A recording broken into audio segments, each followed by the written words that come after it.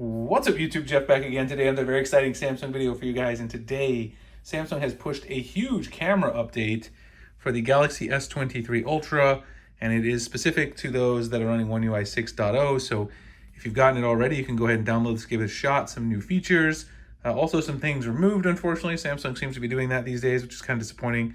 Talk about all of it and tell you how you can get it. We do have the dinosaurs today. We want to thank my son Jonathan. He always gives us some dinosaurs to hang out. He's lonely today. He doesn't have his other friend over here, but we'll have a second dinosaur in the next video, I promise. Also want to remind you guys about my partners over at Mint Mobile. Right now, they have one of their biggest deals of the year, their early access Black Friday sale, which right now is in the early access stage as of the time I'm filming this, which is exclusive to some various content creators like myself. You can buy any 3-month plan, get 3 months free. They've got a number of different plans here. They've got a 5 gig plan for $15 a month. They've got the 15 gig plan for $20 a month. They've got the 20 gig plan for $25 a month, the unlimited plan for $30 a month. All their common plans come with unlimited talk and text, nationwide coverage, also mobile hotspot included as well. Very simple to switch to Mint, either an eSIM or physical SIM. The eSIM is great because you can activate it, right away. You don't have to wait for them to ship it to you. But if your phone doesn't support that, you need a physical SIM. They'll send you a physical SIM tool. Pop out your old SIM, pop in the Mint SIM, let the savings begin. I've been using it here in Phoenix for quite a while. This is one of the best times of year to take advantage of this. Getting that 3 months free, you're getting 6 months of service for the price of 3, which is absolutely amazing. If you guys want to take advantage, go to trymintmobile.com/Springer. It's also in the pinned comment description. One of their biggest deals of the year is a limited time offer currently scheduled to end on the 30th of December. So take advantage while it lasts.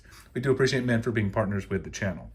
All right, let's go ahead and take a look at the update. The update is coming as an update to Camera Assistant, which of course, lives in the Life Up side of your Good Lock suite of apps.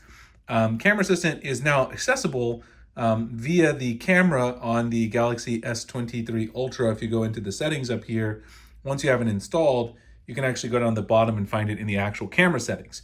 But to do the update, if you go into Good Lock, go to the Galaxy Store. Let me show you guys the actual update first here. The update was November 16th, 2023. That's the day I'm recording this video. 2.0.00.0, so a huge update because we jumped from 1 as the first number to 2. That's how you know it's a big software update.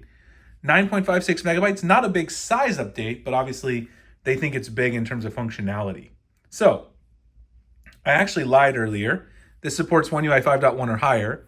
S23, S23 FE, S22 series, 21, 20, Note 20, Fold 5, 4, 3, 2, and the Flip 5, 4, 3, and 2, regular Flip. These are the changes. So there's quite a lot of them. Let's go through them one at a time. The first one is optical quality crop zoom was renamed to 2x crop zoom shortcut. If you open the app here, it's right up here, 2x crop zoom shortcut. All they did was change the name. This does a 2x zoom shortcut to your camera settings. It does a remosaic crop of the high resolution sensor to match the quality of an optical lens. Very useful.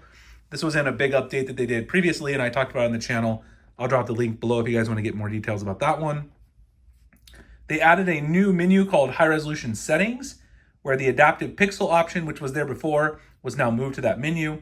And they added upscale digital zoom option under High Resolution Settings. So if you go in here, High Resolution Settings are right there. Adaptive pixel, which they had before, reduces the noise in low light shots. And the upscale digital zoom is new, which I do recommend you enable it.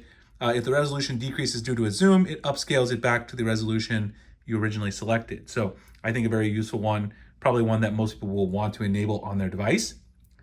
The third one, they added distortion correction option. So if you go in here, distortion correction is right above the high resolution settings. It says automatically fix bowing or bending lines caused by lens and perspective distortion. Very useful as well, especially if you like to take macro shots, all that kind of stuff. Definitely something you want to enable. Those of you who are fans of taking close-ups will really enjoy this, and it should make a big difference. I will do a video, of course, as well, showing some of the performance of these different features. Today, I just want to kind of get it out there so you guys know about the update so you can go grab it as we usually do. Also follow me on Twitter because I'll be comparing some of these new features as well. They deleted the capture speed option. It's now in the camera settings advanced intelligent option. That used to be in Camera Assistant, but no longer. It's actually now, if you go into the camera, go into settings, advanced intelligent options, you now have the quality optimization settings up here. So that's where that's been relocated to. If you're looking for that, that's where you can find it. And of course, I just stupidly went back through the store. That's what happens when you're doing video, you're not paying attention. People always comment about it, and like, yes, it's easy. It's harder than it looks to do it behind the camera. The next thing is, if you do not use the camera app for a long time, add a guide to the problem of not being able to enter the camera assistant. So apparently what they're saying is, I haven't experienced this problem before, but they're saying that if you don't use the camera for a long time, I mean, I don't know, who doesn't really use their camera on their smartphone for a long time?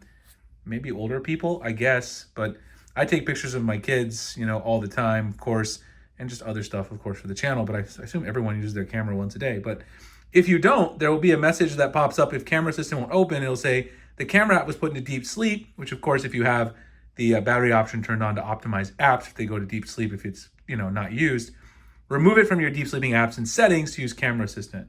So then of course you could go back, you know, into your regular settings menu up here and then go down into the battery settings down here and remove it from deep sleep, and then it will work. So overall, a pretty sizable update. There's some nice stuff in here. Definitely the high resolution settings, upscale digital zoom, and distortion correction are pretty nice ones that add some features that will be useful for a lot of people.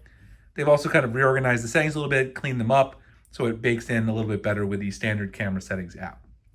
Anyway, hope you guys enjoyed the video. If you did, like, comment, subscribe for more great Samsung content. If you want to learn more about your Samsung phone, Samsung hardware, all that good stuff. Again, if you want to save some money on your wireless service, check out my partners at Mint Mobile. Buy any 3-month plan, get 3 months free for a limited time.